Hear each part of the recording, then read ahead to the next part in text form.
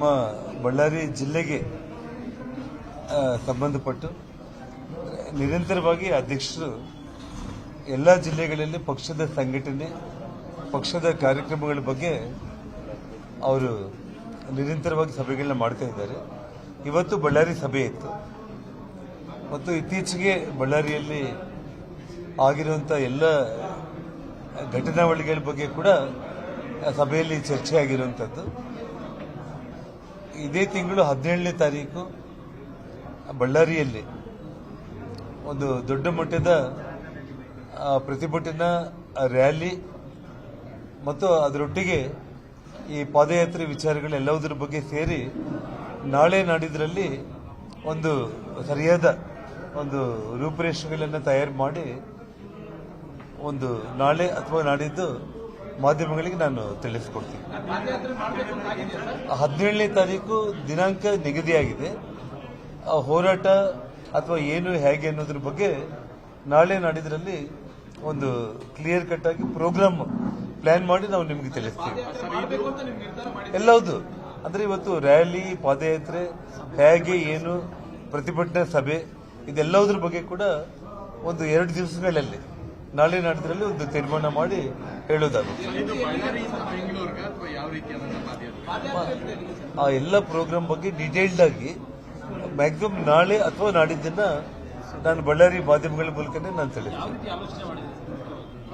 ಅಂದ್ರೆ ಒಂದು 3-4 ವಿಚಾರಗಳು ಮಾತಾಡಿದೀವಿ ನಾವು. ಆ ಎಲ್ಲದನ್ನು ಪ್ಲಾನ್ ಮಾಡ್ತಾ ಇದ್ದಾರೆ ಕೂತ್ಕೊಂಡ್ಬಿಟ್ಟು ಎಲ್ಲ ಮಾತಾಡಿದ್ದೀವಿ. ಮತ್ತೆ ನಾಳೆ ಕೂಡ ಮಾತಾಡಿ ಅದನ್ನ ಅನೌನ್ಸ್ ಮಾಡ್ತೀವಿ. ಇಲ್ಲ, ಅಧ್ಯಕ್ಷರು ಇದನ್ನ ಬಹಳ ದೊಡ್ಡ ಮಟ್ಟದಲ್ಲಿ ಯಾವ ರೀತಿ ತಗೊಂಡೋಗ್ಬೇಕು ಅಂತೇಳಿ ನಮ್ಮ ಕೇಂದ್ರ ನಾಯಕರು ಕೂಡ ಈಗಾಗಲೇ ಅವರಿಗೆ ಕೆಲವೊಂದು ಸೂಚನೆಗಳನ್ನು ಕೂಡ ಕೊಟ್ಟಿದ್ದಾರೆ. ಅವರು ಮಾತಾಡ್ತಾ ಇದ್ದಾರೆ. ಇವತ್ತು ಎಲ್ಲ ವಿಷಯಗಳು ಮಾತಾಡಿದ್ದೀವಿ. ಒಂದು ಪ್ಲಾನ್ ಹೇಗಿರ್ಬೇಕು ಅನ್ನೋದನ್ನ ಇವತ್ತು ಸಂಜೆಗೆ ಅಥವಾ ನಾಳೆಗೆ ಫೈನಲ್ ಆಗುತ್ತೆ. ಅದನ್ನ ನಾನು ನಿಮ್ಗೆ ತಿಳಿಸ್ತೀನಿ. ನೋಡಿ, ಸರ್ಕಾರದ ಕಡೆಯಿಂದ ನಾವೇನು ನಿರೀಕ್ಷೆ ಮಾಡಲಿಕ್ಕೆ ಸಾಧ್ಯ ಇದೆ?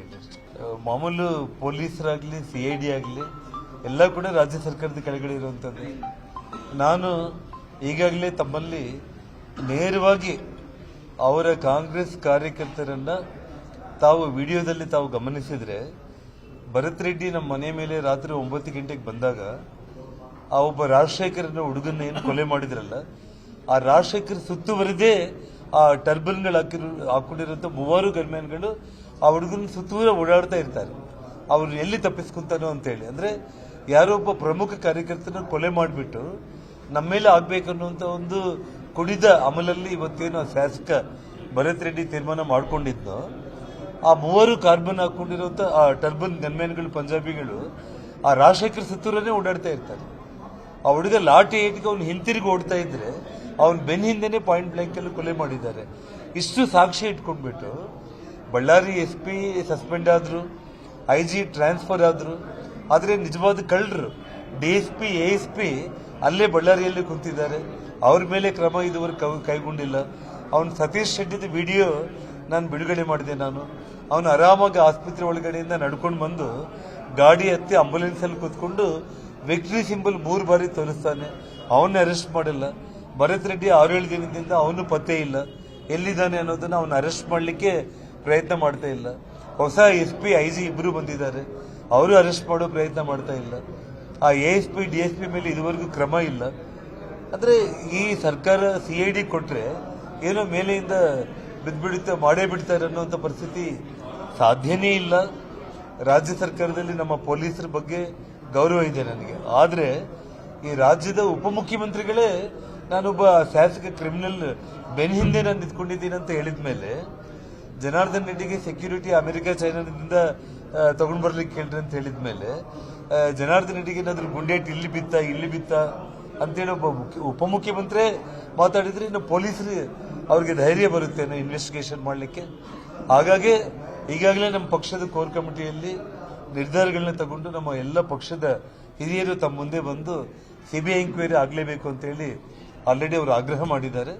ಹಾಗಾಗಿ ಇವತ್ತು ನಮ್ಮ ಹೋರಾಟದ ರೂಪುರೇಷೆಗಳ ಬಗ್ಗೆ ಇವತ್ತು ನಾಳೆ ಅದಕ್ಕೊಂದು ಸರಿಯಾದ ನಿರ್ದಿಷ್ಟವಾಗಿ ಪ್ಲಾನ್ ಮಾಡಿ ಹೇಳೋದಾಗುತ್ತೆ. ಹಾಗಾಗಿ ಈ CID ತನಿಖೆಯಿಂದ ಇನ್ನೊಂದರಿಂದ ನ್ಯಾಯ ಸಿಗುತ್ತೆ ಅನ್ನೋದು ಸುಳ್ಳು. ಇವತ್ತಿಗೆ ಘಟನೆಯಾಗಿ 10 ದಿನ ಆದರೂ ಕೂಡ ಆ ಕೊಲೆಗಡಕರನ್ನ, ಕ್ರಿಮಿನಲ್ಸ್ಗಳನ್ನ, ಸತೀಶ್ ರೆಡ್ಡಿನ, ಭರತ್ ರೆಡ್ಡಿನ ಬಂಧನ ಮಾಡೋವರೆಗೂ ಕೂಡ ನಮ್ಮ ಹೋರಾಟ ಯಾವುದೇ ಕಾರಣಕ್ಕೂ ಕೂಡ ನಿಲ್ಲಲ್ಲ. ಇದು ಸಿಬಿಐ ಎಂಕ್ವೈರಿಗೆ ಕೊಳ್ಳೇಬೇಕು ಅನ್ನೋ ನಮ್ಮ ಸ್ಟ್ಯಾಂಡ್ ಏನಿದೆ, ಅದರಲ್ಲಿ ಬದಲೇ ಇಲ್ಲ. ನಿರ್ಭೀತ, ನಿಷ್ಪಕ್ಷಪಾತ, ವಿಶ್ವಾಸಾರ್ಹ ಸುದ್ದಿಗಳಿಗೆ ಮತ್ತೊಂದು ಹೆಸರಾಗಿರುವ ನ್ಯೂಸ್ 18 ಕನ್ನಡ ಈಗ ಆಪ್ನಲ್ಲೂ ಲಭ್ಯವಿದೆ. ದಯವಿಟ್ಟು ಇಲ್ಲಿರುವ QR ಕೋಡ್ ಸ್ಕ್ಯಾನ್ ಮಾಡಿಕೊಂಡು ಆಪ್ ಡೌನ್ಲೋಡ್ ಮಾಡೋದಕ್ಕೆ ಮರಿಬೇಡಿ. ನಿಮ್ಮ ಬೆಂಬಲ ಹೀಗೆ ಸದಾ ನಮ್ಮೊಂದಿಗಿರಲಿ. ಧನ್ಯವಾದ.